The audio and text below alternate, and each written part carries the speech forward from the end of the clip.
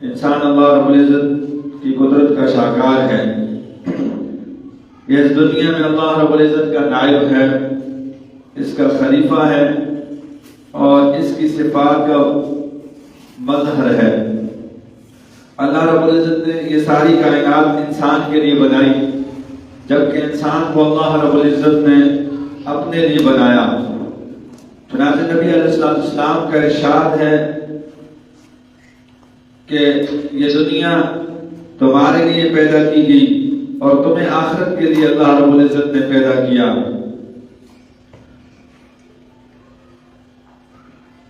اسی لیے کسی شاعر نے اس مضمون کو اس طرح ذکر فرمایا: کھیتیاں سرسبز ہیں تیری غذا کے واسطے، چاند و سورج ستارے ضیاء کے واسطے، بحر و بر شمس و قمر ماہ و شمع کے واسطے، یہ جہاں تیرے لیے ہے تو خدا کے واسطے. یہ سارا جہاں اللہ رب العزت نے ہمارے لیے پیدا کیا اور ہمیں اس نے اپنی بندگی کے لیے پیدا کیا. انسان کو اس دنیا میں آخرت کی تیاری کے لیے اللہ رب العزت نے بھیجا. اگر اللہ رب العزت چاہتے تو اپنے بندوں کو عالم ارواح نہیں اپنا ولی بنا دیتے، اپنا مقرب بنا دیتے، لیکن پروردگار عالم نے حصول ولایت کے لیے انسان کو دنیا میں بھیجا تاکہ دنیا میں محنت کریں، اللہ رب العزت کا قرب حاصل کریں. ولایت کے دو درجے ہیں.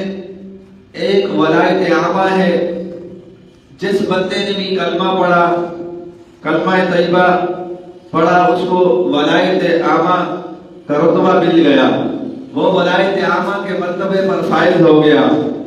ارشاد باری تعالی ہے: اللہ ولی الذین آمنوا، اللہ تعالیٰ دوست ہیں ایمان والوں کے.